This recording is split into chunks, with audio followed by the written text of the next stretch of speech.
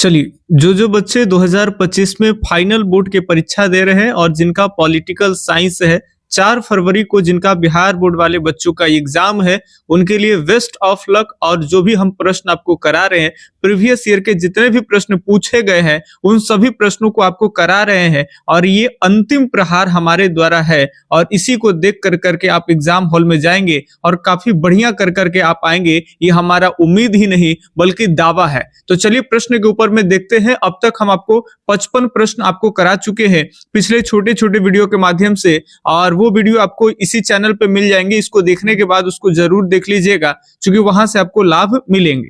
तो ये 55 और आज का जो जवाब है भाई वो 56 नंबर से आपको देखने हैं, फटाफट से देखेंगे। सबके सब बोर्ड का क्वेश्चन है तो आप इसको प्लीज हल्के में ना ले और एकदम शुरू से लेके लास्ट तक देखे। तो चलिए आपके सामने 56 नंबर प्रश्न रहा। गुट निरपेक्ष देशों का समूह एक संगठन है, ठीक है। पूंजीवादी देशों का, साम्यवादी देशों का, तृतीय विश्व के देशों का, या फिर तृतीय यानी तीसरे विश्व के देशों का, या फिर इनमें से कोई नहीं।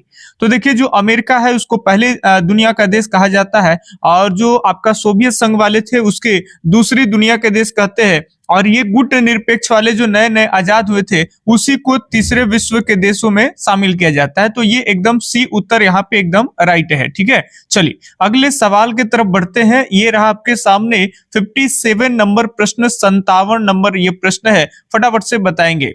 गुट निरपेक्ष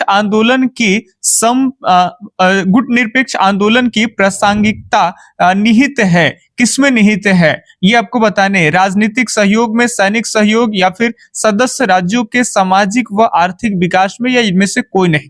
तो ये गुट निरपेक्षता की जो नीति अपनाई गई थी, ठीक है, इसमें खास करके जितने भी मेंबर हैं उन सभी में आपस में राज्यों के सामाजिक व आर्थिक विकास में। अब यहाँ राज्य लिखा हुआ तो राज्य नहीं समझिएगा, राज्य का मतलब यहाँ देश से ही समझिएगा। तो गुट निरपेक्ष में जो जो देश शामिल है उन सबके आपस में सामाजिक और आर्थिक विकास से संबंधित है। तो ये 57 के एकदम सी उत्तर एकदम सही होगा। अगले हम देखें 58 नंबर प्रश्न, फटाफट से आप लोग फोकस करिएगा। एकदम एग्जाम काफी बढ़िया जाएगा, आप उम्मीद रखिए, घबराइए नहीं, एकदम अपने आप में कॉन्फिडेंस जगाए रखें। निम्नलिखित में से कौन सा सदस्य देश को सार्क का अंतिम सदस्य बनाया गया है? आपको बताने हैं कि इसमें से सार्क में जो आप पढ़ते हैं कि अब 8 देश हो गए हैं, तो उसमें से अंतिम देश कौन शामिल हो गया? तो जाहिर सी बात है कि सार्क के अंतिम मेंबर जो है वो अफगानिस्तान बने थे 2007 ईस्वी में। कब बने? 2007 में। बार बार बोलते हैं कि इधर जो टिक लगल है इस पे आप मत देखा करिए, ये जो बच्चा है वो लगा दिए हैं। आपको हम सही जवाब आपको बता रहे हैं, उसी को फॉलो करिएगा। अगर बाय द वे वीडियो के दौरान कुछ भी अगर एक भी क्वेश्चन का त्रुटियां हो जाता है, जाहिर सी बात है कि बोलने के क्रम में फ्लो के दौरान कुछ बोला जाता है, मन में कुछ रहता है, बुला कुछ जाता है, हमें लग रहा है हम कुछ बोल रहे हैं और कहीं और हो जाता है, ठीक है। कहीं टिक गलत जगह लग गया, ये कुछ बोला गया, तो घबराना नहीं है। बस 5 मिनट के अंदर आपको जो है वीडियो खत्म होने के बाद आपको कमेंट में हम सही जवाब पिन कर देंगे। ऐसे कोशिश करते हैं कि किसी वीडियो में गलत ना हो, क्योंकि हमारा भी एक इमेज है ना भाई। चलिए 59 नंबर प्रश्न की बात कर लेंगे। तो प्रथम गुट निरपेक्ष सम्मेलन कहाँ आयोजित हुआ था ये आपको बताने हैं कि पहले गुट निरपेक्ष आंदोलन जो है, गुट निरपेक्ष सम्मेलन कहाँ, तो आप सबको जानकारी होगा कि पहले गुट निरपेक्ष सम्मेलन का आयोजन जो है वो बेलग्रेड में ही हुआ था। और बेलग्रेड कहाँ पड़ता है? तो यूगोस्लाविया में। आप जानते होंगे कहाँ पड़ता है भाई? यूगोस्लाविया में, ठीक है। चलिए तो 59 का सी उत्तर सही होगा। अगले प्रश्न के ऊपर में बात कर लेंगे। 60 नंबर सवाल है आपका। 60 नंबर, दक्षेश के महासचिव का कार्यकाल क्या होता है? दक्षेश जिसको हिंदी में सार्क कहते हैं, उनके जो महासचिव होते हैं उनके कार्यकाल क्या होते हैं? तो ये महासचिव जो होते हैं दक्षेश में जितने जैसे 8 देश है, तो सदस्य देश यानी जो 8 देश है वो सब आपस में चुनाव के माध्यम से महासचिव की नियुक्ति करते हैं, और इनका कार्यकाल जो होता है वो 3 वर्षों के लिए होता है। तो 60 के 60 के बी उत्तर यहाँ पे एकदम सही जाएगा। अगले सवाल की तरफ बात करते हैं, और ये रहा आपके सामने प्यारा सा प्रश्न, 61 नंबर प्रश्न। भारतीय संविधान के किस अनुच्छेद में भारत को राज्यों का एक मिनट पहले छोटा कर ले ताकि आप सबको आराम से दिख पाए। 61 नंबर ये प्रश्न है, इधर खत्म हो जाता है तो कोई दिक्कत नहीं, हमारी वॉइस को सुनिएगा। भारतीय संविधान के किस अनुच्छेद में भारत को राज्यों का संघ घोषित किया गया है? तो ये आपका अनुच्छेद एक जैसे ही देखेंगे तो उसी में इसका जिक्र किया गया है, ठीक है, कि भारत क्या है भाई, तो राज्यों का एक संघ है। भारत कोई देश नहीं है, हम लोग जो कहते हैं, तो ये देश की चर्चा नहीं की गई है। भारत जो है वो एक राज्यों का क्या है भाई, संघ है, और ये अनुच्छेद 1 में ही इसका चर्चा है। तो 61 के एकदम ए उत्तर यहाँ पे सही है। अब हम बढ़ते हैं 62 नंबर प्रश्न, ये रहा आपके सामने, फटाफट से बताएंगे। काफी बढ़िया प्रश्न है, ठीक है, आप आराम से उत्तर देंगे। भारतीय न्यायपालिका किस प्रक्रिया के अंतर्गत कार्य करती है? भारत की जो न्यायपालिका है वो किस प्रक्रिया के अंतर्गत कार्य करती है? कानून द्वारा स्थापित प्रक्रिया, ठीक है, कानून की उचित प्रक्रिया, या फिर न्यायपालिका द्वारा निर्मित प्रक्रिया, या इनमें से कोई नहीं। तो जो हमारे यहाँ कानून वगैरह बने हैं कॉन्स्टिट्यूशन के हिसाब से, उसी के हिसाब से हमारा जो न्यायपालिका है वो आपके काम करते हैं। तो ये सही जवाब हो जाएंगे, कानून द्वारा स्थापित जो प्रक्रिया है उसी के थ्रू, ठीक है। तो 62 का ए उत्तर एकदम सही हो जाएगा यहाँ पे। अगले सवाल की तरफ अगर बढ़ते हैं तो ये रहा आपके सामने 63 नंबर सवाल, बिना रुके एकदम नॉन स्टॉप चल रहा है, ध्यान से देखेंगे। पक्का कहते हैं प्रश्न इधर से ही इर्द गिर्द प्रश्न आपको आएंगे, इसलिए सेशन को शुरू से लास्ट तक देखिए, ठीक है, एकदम एक नंबर भी चूकना नहीं चाहिए। भारतीय संविधान की किस सूची पर एक मिनट, भारतीय संविधान के किस सूची पर केंद्र और राज्य सरकार दोनों कानून बना सकते हैं? आपको बताने कौन से वैसे लिस्ट है, सूची है कि जिनमें वो मुद्दा अगर आते हैं उस सूची में, तो उस पर केंद्र सरकार भी अपना नियम बना सकती है और राज्य सरकार भी अपना नियम बना सकती है। तो केंद्र और राज्य दोनों नियम किस पे बनाते हैं? तो समवर्ती सूची पे। चूंकि संघ सूची में केवल केंद्र सरकार नियम बनाते हैं, राज्य सूची में केवल राज्य की सरकार नियम बनाते हैं, और समवर्ती जो सूची है उस पर जो है वो केंद्र और राज्य दोनों बनाएंगे। आपसे प्रश्न आ सकता है कि समवर्ती सूची किस देश से लिया गया है? तो ऑस्ट्रेलिया से लिया गया। कहां से लिया गया भाई? तो ऑस्ट्रेलिया से लिया गया है समवर्ती सूची को, ये आप ध्यान में रखिएगा। तो 63 का सी उत्तर एकदम आपका राइट है। अगले सवाल की तरफ बात करते हैं, और ये रहा आपके सामने अगला प्यारा सा प्रश्न, 64 नंबर 64 नंबर सवाल है, किस संविधान संशोधन द्वारा नगर निकायों को संवैधानिक दर्जा दिया गया है? फटाफट से बताएंगे कि कौन सा संविधान संशोधन द्वारा नगर निकायों को संवैधानिक दर्जा दिया गया है। तो ये आपके दिए गए हैं भाई 74वें संविधान संशोधन द्वारा, ठीक है। तो 64 का भी उत्तर यहाँ पे एकदम सही होगा, 74वां संविधान संशोधन, ठीक है, याद कर लीजिएगा। क्या है प्रश्न भाई, आप ध्यान रखिएगा कि किस संविधान संशोधन नगर निकायों को संवैधानिक दर्जा, तो 74वां संविधान संशोधन द्वारा नगर निकायों को संवैधानिक दर्जा दिया गया, ये याद रखिएगा, प्रश्न आ सकता है, तो ध्यान से सुनेंगे। सबके सब जो है इंपॉर्टेंट प्रश्न है, बोर्ड का ही प्रश्न है, तो हमें कुछ कहना नहीं है, हम अपने मन से नहीं बनाए कि हम कहेंगे कि भाई एकदम आएगा ही आएगा, संभावना लगाए, ठीक है, यही बोर्ड का पैटर्न है और इसे टाइप के प्रश्न पूछे जाते हैं। नगर निगम की स्थापना के लिए कम से कम कितनी जनसंख्या आवश्यक है? ऐसे तो अलग अलग है, लेकिन मिनिमम मान के चलिए कि एक मोटा मोटी अगर हम देखें औसत, तो 5 लाख के आसपास में आबादी होनी चाहिए। 5 लाख या 5 लाख से अधिक जो आबादी है वो नगर निगम के लिए है, ठीक है। ऐसे इसमें कोई क्राइटेरिया नहीं होता है, इसमें पढ़िएगा विस्तार से, आपको समझ में आएगा। अगले प्रश्न की तरफ बढ़ते हैं। भारत की विदेशी नीति के मूल सिद्धांतों का समावेशन संविधान के किस अनुच्छेद में किया गया है? एक मिनट, थोड़ा सा बड़ा कर ले, इधर भाग जा रहा है। अच्छा, कुछ कटेगा तो आपको कोई घबराना नहीं है, जो हम बोल रहे हैं उससे आप काम चला लीजिएगा, ठीक है। तो ये ध्यान रखेंगे। कहा जा रहा है प्रश्न कि भारत की विदेश नीति के मूल सिद्धांतों का समावेशन संविधान के किस अनुच्छेद में?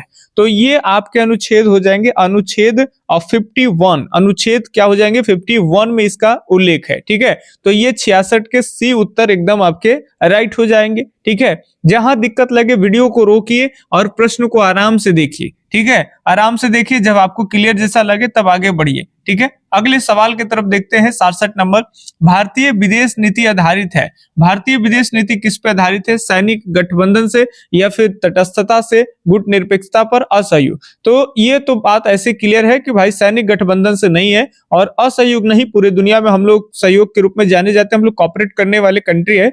तो हमारी जो विदेश नीति है वो कहीं ना कहीं गुटनिरपेक्षता पर ही है, और गुटनिरपेक्षता की बात आती है तो ऑटोमेटिक तटस्थता आ जाती है। ठीक है, तो आप तटस्थता नहीं लगा दीजिएगा कंफ्यूज होके, आप गुटनिरपेक्षता ही लगाएंगे। ठीक है, चलिए अगले सवाल की तरफ देखेंगे। ये रहा आपका 68 नंबर प्रश्न हो जाएगा कि 68 68 नंबर सवाल है कि एक मिनट, हाँ बताएंगे 1971 के भारत पाकिस्तान में किस नए देशों का जन्म हुआ। जब 1971 में भारत और पाकिस्तान के बीच युद्ध हुआ तो उस दौरान कौन से नए देश का जन्म हुआ। तो आप सब जानते हो कि भारत पाकिस्तान से स्ट्रगल हुआ था बांग्लादेश को लेकर के, और बांग्लादेश जो है वो 71 में एक नया राष्ट्र बन जाता है, पूरे धरती पे एक नए राष्ट्र के रूप में उदय हो जाता है। ठीक है, तो एकदम बी उत्तर सही होगा, 68 68 का बी एकदम सही है।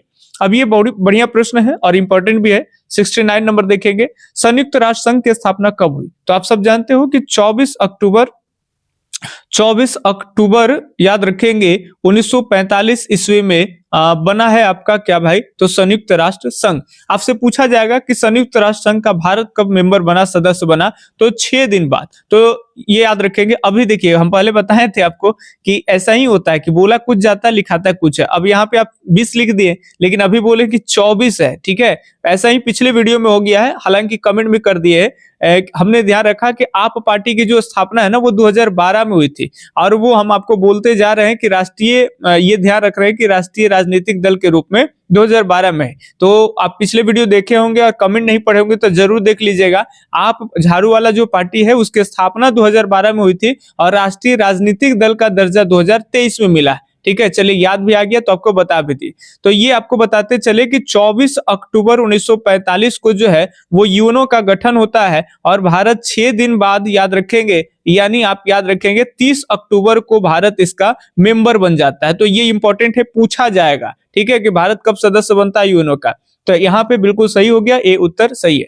अगले 70 नंबर सवाल ये रहा आपके सामने, फटाफट से बताएंगे।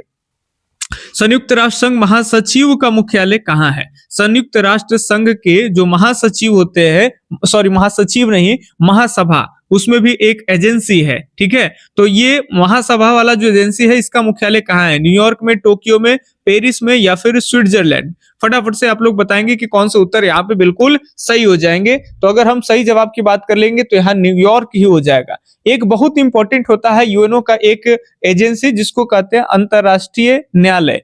तो अंतरराष्ट्रीय न्यायालय का मुख्यालय अगर पूछा जाएगा तो हो जाएगा आपका हेग। क्या हो जाएगा, हेग। हेग किस देश में पड़ता है ये भी याद रखिएगा। तो हेग जो है आपका नीदरलैंड में पड़ता है। कहाँ पड़ता है भाई, तो नीदरलैंड में पड़ता है। और जहां हेग का मुख्यालय है ना, उस भवन को विश्व का शांति भवन कहते हैं। ये भी इंपॉर्टेंट बात है, अगर सवाल ऐसे पूछ लिया जाएगा घुमा के तो थोड़ी सी बातों को अगर हमारी सुन रखे होंगे तब कोई दिक्कत नहीं है। आखिर आज तो ही सुनना है और आज ही तो जवाब देना है, आया तो आया, एकदम मार के हैट्रिक उड़ा देना है।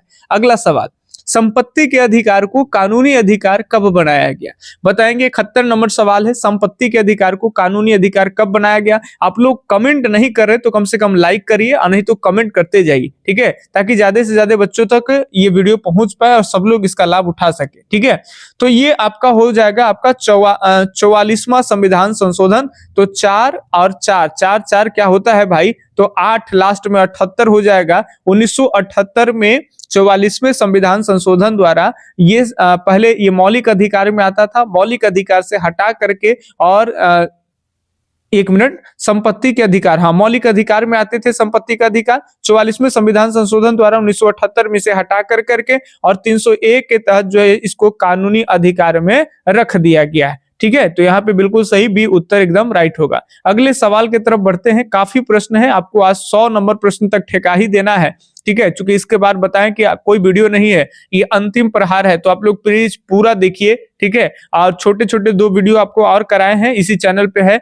आप देख लीजिएगा, अपलोड किया होगा। ठीक है, तब आपका कंप्लीट हो जाएगा। निम्न में से किस देश ने दोहरी नागरिकता का सिद्धांत को स्वीकार किया। तो दोहरी नागरिकता की जब बात की है, अच्छा स्वीकार नहीं किया है, लास्ट में जरूर पढ़ेंगे, स्वीकार नहीं किया है, तो भारत जो है दोहरी नागरिकता का स्वीकार नहीं किया है। ठीक है, दोहरी नागरिकता का स्वीकार नहीं किया है, तो या मान के चलिए कि एकहरी नागरिकता है। कौन नागरिकता है? ये कहरी, ठीक है। इकहरी नागरिकता में क्या होता है कि यहाँ के नागरिक को केवल एक ही नागरिकता मिलती है, उसी राष्ट्र के नागरिक होने का एक नागरिकता दी जाती है। दोहरी नागरिकता में जैसे मान लेते हैं कि इंडिया है, इंडिया में आप किसी राज्य से होंगे, जैसे बिहार से या उत्तर प्रदेश से, तो दोहरी में क्या हो गया कि एक तो आप इंडिया के नागरिकता, उसके अलावे अगर आप उत्तर प्रदेश से हैं तो उत्तर प्रदेश के आप नागरिक है, उसकी नागरिकता, ये दोहरी हो गया। लेकिन भारत में एक कहरी है, केवल भारत के नागरिकता आपको इंडियन सिटीजन होने का, भारतीय नागरिक का एक प्रमाण होता है। आप आधार कार्ड, वोटर आईडी कार्ड पे देखे होंगे भारत सरकार लिखा होता है। तो ये याद रखेंगे, भारत जो है वो दोहरी नागरिकता सिद्धांत को स्वीकार नहीं किया है, ठीक है। चलिए अगले सवाल की तरफ बढ़ते हैं, और ये रहा आपके अगले सवाल 73 नंबर। मौलिक अधिकारों से संबंधित अनुच्छेद है। मौलिक अधिकारों से संबंधित अनुच्छेद क्या है? सब ज्यादातर जो प्रश्न है आपका आर्टिकल वाला, ये संविधान, एकहरी नागरिकता, दोहरी नागरिकता, सब 11th क्लास का जो पॉलिटी वाला है ना, वहां से काफी इंपॉर्टेंट। तो 11th क्लास का आपका ज्योग्राफी तो 12th में आता नहीं है, हिस्ट्री आता नहीं है, लेकिन पॉलिटी काफी इंपॉर्टेंट हो जाता है, ठीक है। तो वो बहुत इंपॉर्टेंट है, फर्स्ट बुक, सेकंड बुक और 11th वाला जो बुक है वो मौलिक अधिकार संबंधित है। आप सब जानते हैं मौलिक अधिकार का जो चर्चा है वो अनुच्छेद 12 से लेकर के 35 के बीच है। इसमें से एक अनुच्छेद बहुत इंपॉर्टेंट है, 17 अस्पृश्यता यानी छुआछूत वाला, वो ध्यान रखेंगे। अनुच्छेद 17 छुआछूत से संबंधित, और 32 जो है संवैधानिक उपचारों का अधिकार, ठीक है। और ये अनुच्छेद 32 जिसको संविधान की आत्मा कहा जाता है, ये सारी बातें आप ध्यान रखिएगा, ठीक है। और यही सुप्रीम कोर्ट रिट भी जारी करता है। चलिए, तो 73 का ए उत्तर सही है, एकदम सही है, ठीक है। अगला सवाल देखें कि निम्न में से कौन मौलिक अधिकारों का संरक्षक है। मौलिक अधिकारों के संरक्षक कौन रक्षा करता है? मौलिक अधिकार के भाई, संसद, राष्ट्रपति, प्रधानमंत्री या उच्च न्यायालय। बिल्कुल सही है, उच्च न्यायालय नहीं, उच्चतम न्यायालय। तो उच्चतम जिसको हम सुप्रीम कोर्ट ही कहते हैं, देखिए अंग्रेजी में लिखा हुआ है, ठीक है। तो या फिर सर्वोच्चतम रहेगा यहाँ पे, सर्वोच्चतम सबसे एकदम ऊपर में सर्वोच्चतम न्यायालय, या फिर एकदम उच्चतम न्यायालय, ठीक है। तो आप इसको समझिएगा, सुप्रीम कोर्ट को ही शॉर्ट में एससी कहते हैं, एससी कोर्ट। क्लियर। चलिए अगले मौलिक अधिकारों की रक्षा सुप्रीम कोर्ट ही करता है, ये ध्यान रखेंगे। अगले प्रश्न की ओर बात कर लेंगे। नीति निर्देशक सिद्धांतों का उद्देश्य है। तो नीति निर्देशक सिद्धांतों का अनुच्छेद आपको जो पॉलिटी वाला दिए हैं, यहाँ पे सभी है, संपत्ति का अधिकार, कानूनी अधिकार, ये सारी बात है, रीट वगैरह, रीट कितने प्रकार के होते हैं, वो सारी चीजें दिए गए हैं। विधानसभा, विधान परिषद, सारा का सारा उसमें है। 5 से 6 पेज का है, वहीं से 20 क्वेश्चन आपके 25 क्वेश्चन मिल जाएंगे। बहुत सारे बच्चों के दिए हैं, कल ही ऐसे बहुत सारे लेना शुरू किए हैं और बहुत सारे को लाभ मिलेगा। नीति निर्देशक सिद्धांतों का उद्देश्य है, तो ये आपका याद रखेंगे, सामाजिक और आर्थिक लोकतंत्र स्थापित करना। ये सी उत्तर एकदम आपके सही चले जाएंगे। अगर थोड़ा थोड़ा इधर उधर से साउंड अगर आ रहा होगा तो उसको आप लोग मैनेज करिएगा। प्रश्न के ऊपर केवल फोकस करती है एकाग्रचित होकर के, चूंकि अब समय दोबारा आने वाला नहीं है। अगला सवाल देखें, राज्य के नीति निर्देशक तत्वों का उल्लेख है। तो राज्य के नीति निर्देशक तत्वों का उल्लेख अनुच्छेद 36 से 51 में। देखिए 12 से लेकर के अनुच्छेद 12 से 35 में मौलिक अधिकार, और मौलिक अधिकार के जस्ट बाद 35 के बाद 36 से लेकर करके और 51 में नीति निर्देश। लेकिन बात ध्यान रखेंगे, भाग दोनों का अलग है। मौलिक अधिकार की बात कर लेंगे तो भाग 3 में है, ठीक है, यूएसए से लिया गया है, अमेरिका के संविधान से। और नीति निर्देशक की बात कर ले तो डीपीएचपी आयरलैंड से लिया गया है, और इसका उल्लेख भाग 4 में है, ठीक है, भाग 4 के 36 से 51 में। तो ये भी बात ध्यान रखिएगा। अगला सवाल है कि भारतीय संविधान में कितने मौलिक कर्तव्यों का उल्लेख है। भारतीय संविधान में कितने मौलिक कर्तव्यों का उल्लेख है? प्रश्न संख्या 77 है, आप बताइएगा। तो 11 मौलिक कर्तव्यों को लिया गया है, ये याद रखेंगे, कितने? 11। अब प्रश्न आ जाएगा कि मौलिक अधिकार को कहां से लिया गया है। तो मौलिक अधिकार को याद रखेंगे, रूस से लिया गया है। और एक बात और, हमारे देश में जब भी आपातकाल आएगा तो आपातकाल के दौरान जो है वो आपातकाल के दौरान मौलिक अधिकार जो है वो खत्म हो जाता है, भंग हो जाता है। आप मौलिक अधिकार को लेके कोर्ट का दरवाजा नहीं ठकठका सकते हैं इमरजेंसी के दौरान, ठीक है। तो ये कहां से लिया गया है भाई? तो ये जर्मनी से लिया गया है। ये भी ध्यान रखेंगे कि इमरजेंसी के दौरान जो है मौलिक अधिकार मौलिक अधिकार खत्म हो जाता है, ठीक है, जब तक देश में इमरजेंसी चलते रहे। तो फिलहाल के लिए भारतीय संविधान में कितने मौलिक कर्तव्य है? तो ये मौलिक कर्तव्य की संख्या कुल 11। कहां से लिए गए हैं? तो रूस से लिए गए हैं। ये भी बातें ध्यान में रखिएगा, ठीक है। 42वें संविधान संशोधन द्वारा इसे 1976 में जोड़ा गया है, ये भी बात ध्यान रखिएगा, कहीं से प्रश्न बन जाए आप तैयार रहिए। अगले सवाल ध्यान से सुनेंगे। अगला सवाल 78 नंबर प्रश्न है कि कौन सा अनुच्छेद मंत्रिमंडल की नियुक्ति व पद युक्त से संबंधित है? मंत्रिमंडल की नियुक्ति की अगर हम बात कर लेंगे तो ये आपका सही जवाब अनुच्छेद 75 हो जाएगा, ठीक है। मंत्रिमंडल की जो नियुक्ति है वो मंत्रिमंडल की नियुक्ति जो है वो अनुच्छेद 75 के तहत किया जाता है। कौन करते हैं? तो राष्ट्रपति के द्वारा किया जाता है, ठीक है। ध्यान रखिएगा इन सारी बातों को। तो 71 के डी उत्तर सही हो जाएगा। अगला प्रश्न है आपके सामने 79 नंबर प्रश्न, भारत के प्रथम कानून मंत्री कौन थे? तो सब जानते हो कि भारत के पहले कानून मंत्री की अगर बात कर लेंगे तो हमारे BR अम्बेडकर, भीमराव अम्बेडकर, या फिर आप उनका कहिए कि भीम राव रामजी अम्बेडकर, ठीक है। जहां आपको बता दें कि भीम नाम उनका है भीम राव और रामजी अम्बेडकर। तो रामजी सतपाल उनके पिता का नाम है, वहां से पिता का टाइटल रामजी मिलता है, ठीक है। और अगर बात कर लेंगे इनमें लास्ट में अम्बेडकर लगता है, तो उनको छोटे क्लास में एक ब्राह्मण शिक्षा देते थे और लगा कि जाति आगे चल करके भीमराव का जाति जो है वो आगे चल के बाधा बन जाए, तो इसीलिए एक ब्राह्मण ने अपना टाइटल अम्बेडकर जी को दिया और ये अम्बेडकर एक ब्राह्मण का उस समय टाइटल है। तो इस तरह से उनका बड़ा नाम बन के तैयार हुआ, भीम राव रामजी अम्बेडकर, ध्यान रखिएगा, ठीक है। तो ये कानून मंत्री BR अम्बेडकर, ए उत्तर सही हो जाएगा। अगला सवाल भारत का प्रधानमंत्री वास्तविक प्रधान है भाई, कहाँ का है? भारत का जो प्रधानमंत्री होगा वो प्रधानमंत्री वास्तविक प्रधान कहाँ का हो सकता है? वास्तविक रियल प्रधान कहाँ का होगा? राज्य सरकार का, केंद्र सरकार का, राज्य और केंद्र दोनों सरकार का, इनमें से कोई नहीं, ठीक है। तो आप जानते हो कि अगर कोई भारत के प्रधानमंत्री होते हैं, राज्य सरकार के, राज्य के तो मुखिया या प्रधान अलग होते हैं, मुख्यमंत्री होते हैं, तो ये केंद्र सरकार, याद रखेंगे, केंद्र सरकार का वो प्रधान माने जाते हैं, ठीक है। केंद्र में जिसका बहुमत आते हैं वही पार्टी जो है अपना प्रधानमंत्री नियुक्त करते हैं, तो वो केंद्र सरकार के प्रधान है, ठीक है। राज्य में किसी अन्य पार्टी की भी सरकार हो सकती है और वो अलग मुख्यमंत्री हो सकता है और वही मुखिया हो सकता है इस एवज में, ठीक है। ध्यान रखिएगा बात को। कई लोग को अगर इस तरह से लगेगा कि सर वो तो राज्य का भी तो प्रधान हो सकता है, तो अगर ऐसा लगता है तो कोई दिक्कत नहीं। ऐसे विवादित कुछ क्वेश्चन आपको अगर मिलते हैं जहां ज्यादा डाउट है तो छोड़ दीजिएगा, क्योंकि आपको 100 क्वेश्चन में से 50 बनाने हैं, तो आप क्यों विद्वान है, आप ज्यादा बनाने की क्यों फेरा में रहेंगे? ऐसे थोड़ा भी डाउट है उसको छोड़िए, आप दूसरा बनाइए। आपको आधा मिल रहा है, इसका लाभ लीजिए, ठीक है। तो एक भी डाउट वाला एकदम नहीं मारिएगा, ठीक है। हल्का भी लगे छोड़ दीजिए, छोड़ देना पसंद करिए, लेकिन अंदाजे टिक ना लगाइए, ठीक है। चलिए 81 अनुच्छेद 75 के अनुसार मंत्रिमंडलों की नियुक्ति करने का अधिकार किसे प्राप्त है? तो अभी कुछ देर पहले बताया कि अनुच्छेद 75 के तहत जो है वो मंत्रिमंडल की जो नियुक्ति है वो कौन करते हैं भाई? तो राष्ट्रपति करते हैं, ठीक है। कौन करते हैं? राष्ट्रपति करते हैं। तो ये 81 का ए उत्तर एकदम सही है, ठीक है।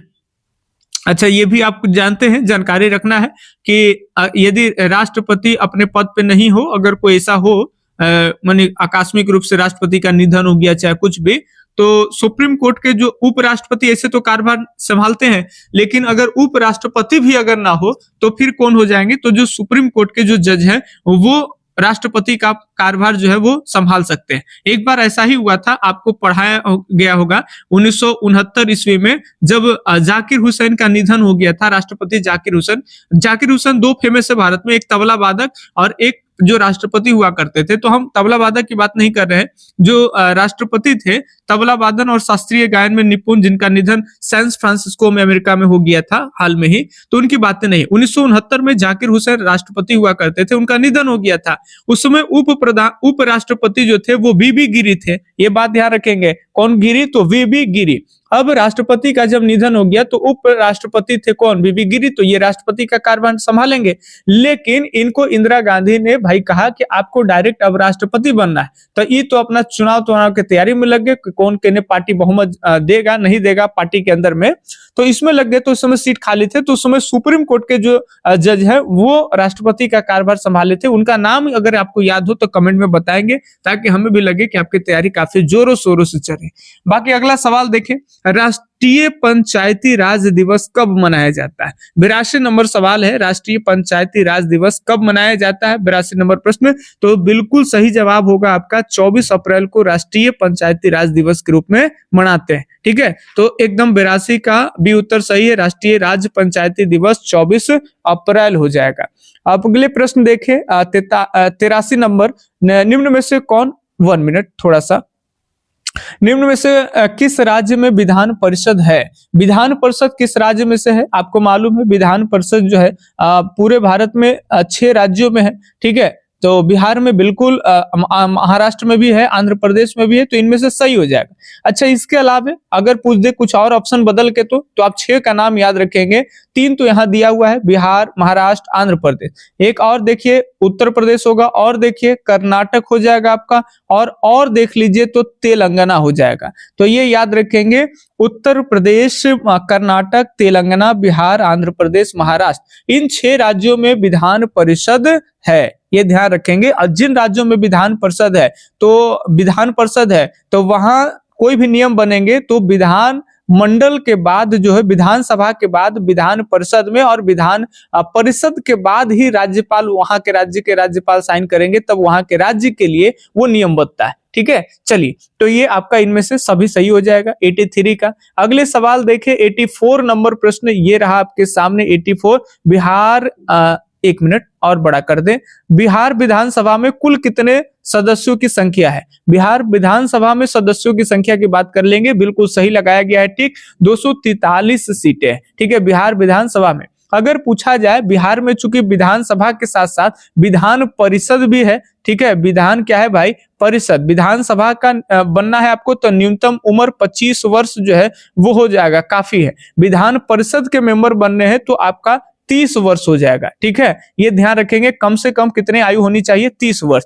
तो जब विधान परिषद है तो इसकी सीटें कितनी होगी, ये भी आपसे पूछा जा सकता है। तो बिहार में इसकी कुल सीटें 75 है, विधान परिषद की कुल सीटें 75 और विधानसभा की कुल सीटें 243। ये बात ध्यान में रखना है। ठीक है, चलिए अगले सवाल की तरफ बात कर लेंगे। ये रहा आपके सामने 85 नंबर, भारत में सूचना का अधिकार कानून कब लागू हुआ है? तो सब जानते हो कि सूचना अधिकार कानून 2005 ईस्वी में लागू हुआ है। ठीक है, तो ये आपके एकदम 85 का ये उत्तर सही है। अगले सवाल की तरफ बढ़ते हैं, बस 10 से 15 प्रश्न है, चूंकि अंतिम प्रहार है तो अगला वीडियो नहीं दे सकते हैं, नहीं तो छोटे छोटे वीडियो के माध्यम से ही आपको देते हैं, ताकि ज्यादा भार और बोरिंग जैसा ना लगे। ठीक है, प्रश्न संख्या है 86, बिहार में पंचायत निकायों में महिलाओं को 50% जो आरक्षण दी गई है वो किस वर्ष प्रदान किया गया है? तो ये दिया गया है 2006 में। तो याद रखेंगे, बिहार में जो महिलाओं को पंचायत निकायों में जो 50% आरक्षण मिली है वो कब से मिला है? 2006 से। ठीक है,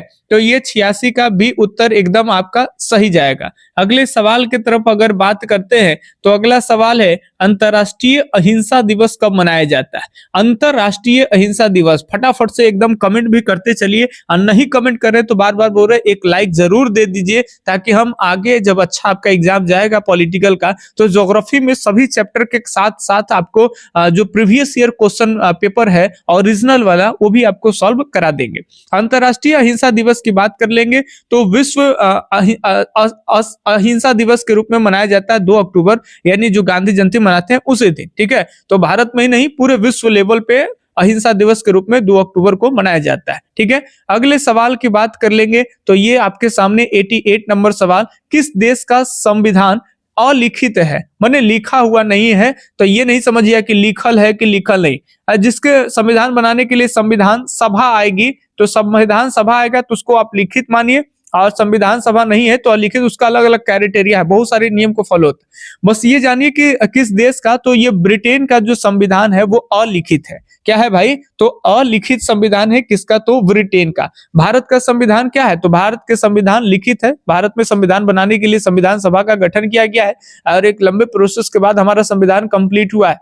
ये 89 नंबर प्रश्न इस बार नहीं आएगा, लिख के ले लो, ठीक है। चूंकि ये पिछले ईयर्स का प्रीवियस ईयर क्वेश्चन पेपर है, तो ये प्रीवियस ईयर 18 में शिखर सम्मेलन पूछा गया है, ये नहीं आएगा। अच्छा, नहीं आएगा तो G20 से और क्या आ सकता है? अगर बहुत मॉडर्न हो जाएगा आपका तो क्या करेगा? कुछ तो कुछ पूछ ही लिया जाएगा।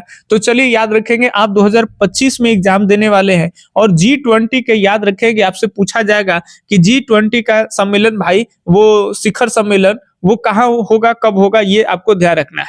तो ये G20 का 2024 में जो हुआ था और 25 में कहाँ होगा ये भी बताएंगे, ध्यान से सुनिएगा। तो G20 का ब्राजील में जो है वो पिछले साल जो है 2024 में ब्राजील में इसका शिखर सम्मेलन हुआ था, ठीक है। और अबरी कहाँ होगा? 2025 की बात कर ले और G20 तो ये साउथ अफ्रीका यानी दक्षिण अफ्रीका में 2025 में होगा। तो दोनों बात एकदम ध्यान में 2-3 बार रिपीट करिए कि 2025 में कहेगा कि G20 का शिखर सम्मेलन कहाँ भाई? तो दक्षिण अफ्रीका में। कब? 2025 में।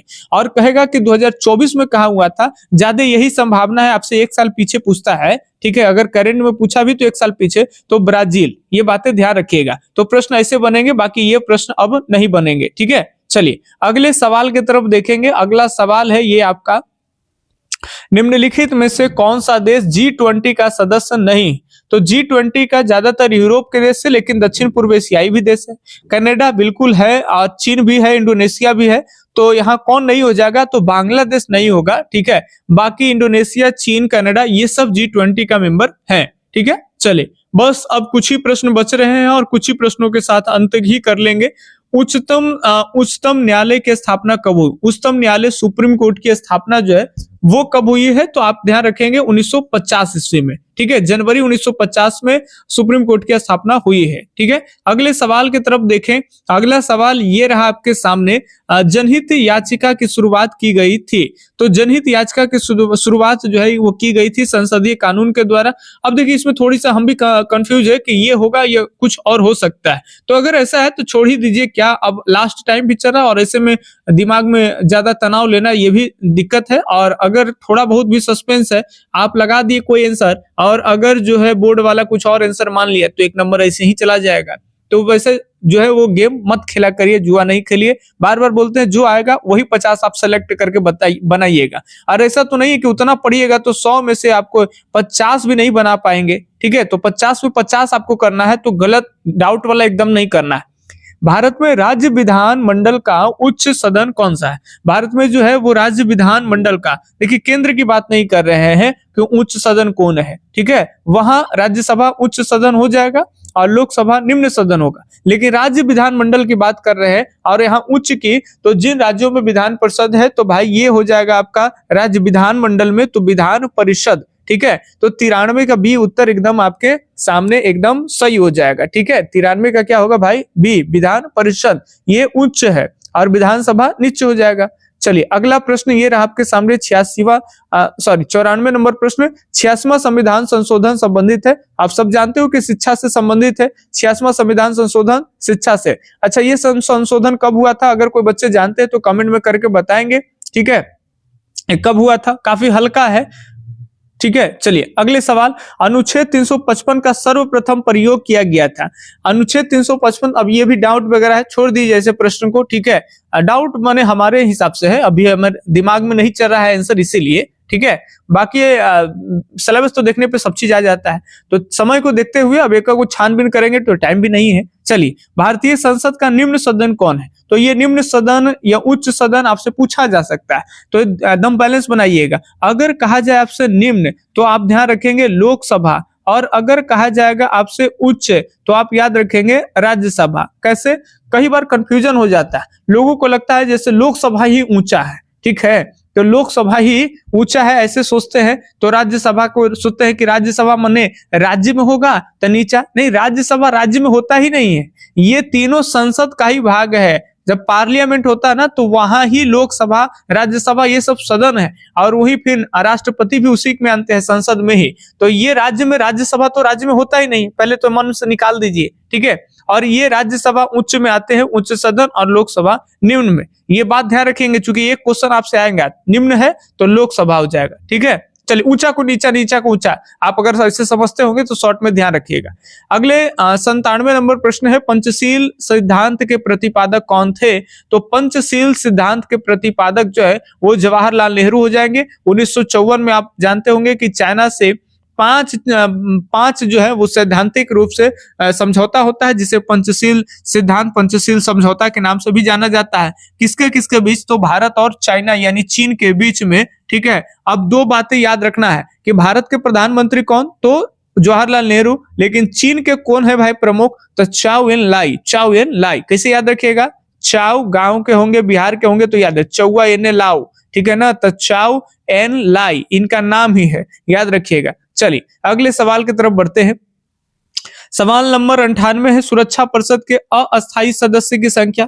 जल्दी से, ऐसे प्रश्न लगेगा कि बहुत हल्का लग रहा है, अब फट दूना मार देता है। देखिए बच्चा मार ले 15, क्या करिएगा? ये बच्चा ही तो लगा है ना। तो ऐसे सवाल पे सावधानी, जितना हल्का है उतने आराम से बनाइए आप, ठीक है।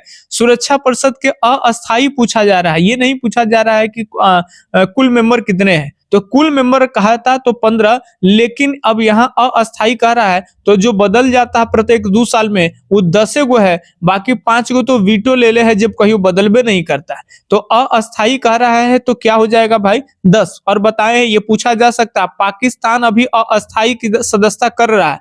अस्थायी जो सदस्य देश बनते हैं वो 2 साल के लिए होते हैं, 2 साल बाद बदल जाते हैं। अगले सवाल देखेंगे तो निम्न में से कौन क्षेत्रवाद का रूप है?